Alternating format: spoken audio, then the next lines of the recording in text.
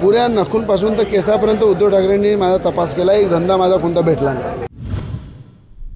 माझ्यासोबत रवी राणा आहे, आपण त्यांच्याकडून जाणून घेणार आहोत। भाऊ, बच्चू कडूंनी असं सांगितलंय की रवी राणांचे 2 नंबरचे धंदे अमरावतीमध्ये आहे आणि अनेक व्यापाऱ्यांनी त्यांना कंटाळून आत्महत्या केली। काय सांग? एक व्यापारी, एक धंदा। अरे 33 महिन्याच्या सरकारमध्ये तूच आहे कंप्लेंट करणारा, तू मंत्री होता येते बाबा। तू मंत्री असताना सगळे माझे धंदे दाखवून दिले उद्धव ठाकरेंना, एक धंदा उद्धव ठाकरेंनी तपास करू शकला का? पुऱ्या नखूंपासून तर केसापर्यंत उद्धव ठाकरेंनी माझा तपास केला, एक धंदा माझा कोणता भेटला नाही। कुठले गुन्हेगारी प्रवृत्तीचे लोकांशी संबंध माझ्या नाही आहे। शेवटी काय केलं, आम्हाला हनुमान चालिसामध्ये 14 दिवस जेलमध्ये टाकलं। तेव्हा तू सगळ्या चौकशा आमच्या करून घेतल्या। बच्चू कडूंनी ज्या ज्या चौकशा करायच्या आहेत त्या उद्धव ठाकरेंनी माझ्या करून घेतल्या। अजूनही कोणत्या एजन्सीकडनं करायचं करून घे। आणि एक व्यापारी, एक व्यक्ती, एक गरीब व्यक्ती कोणी दाखवून द्या रवी राणाने कोणाचा पैसा घेतला असेल। मी तुम्हाला 100 उदाहरण देईन की बच्चू कडूंनी कुठे कुठे तोड्या केल्या, कुठे मांडवली केली, कुठे सुपारी केली, असे 100च्या वर मॅटर बच्चू कडूची माझ्याकडे आहे।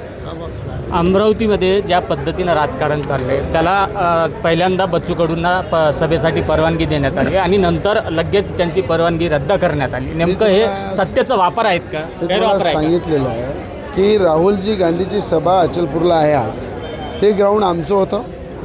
आम्हाला कलेक्टर, जिल्हा प्रशासनाच्या माध्यमातून ज्या पद्धतीने सांगितलं, हाय प्रोफाईल आहे, प्रोटेक्शन आहे, सिक्युरिटी दृष्टीने ते ग्राउंड पाहिजे, आम्ही कुठलाही बबाल केला नाही। एक क्षणी ते ग्राउंड सोडून दिलं।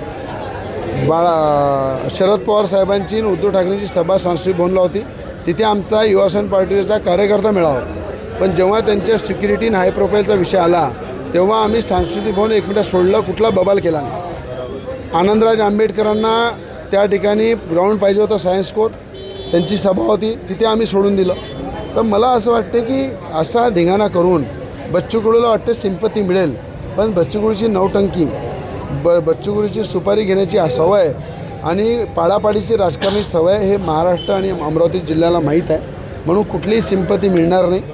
हे देशाचे गृहमंत्र्यांचे अमरावतीवर एवढे उपकार आहे की विकासाचे काम तर केलेच, पण पाकिस्तानला थंड करण्याचं काम देशाचे गृहमंत्री अमित शहाजींनी केलेलं आहे। या ठिकाणी कोल्हे हत्याकांडामध्ये कोल्हे परिवाराला न्याय देण्याचं काम देशाचे गृहमंत्री अमित शहाजींनी केलेलं आहे। अमरावतीमध्ये दंगे झाले तेव्हा हिंदूंना न्याय देण्याचं काम देशाचे गृहमंत्री अमित शहाजींनी केलं आहे NIAच्या टीमच्या माध्यमातून। म्हणून माझं म्हणणं आहे, अशी सस्ती पब्लिसिटी, नौटंकी, सुपारीबाजीनी करू नये।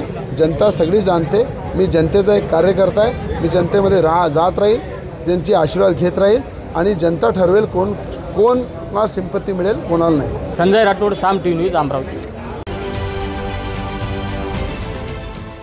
देश विदेशातील प्रत्येक घडामोडींचे लाईव्ह अपडेट मिळवण्यासाठी आता साम टीव्हीच्या सर्व सोशल मीडिया प्लॅटफॉर्मला लाईक, फॉलो आणि सबस्क्राईब करा।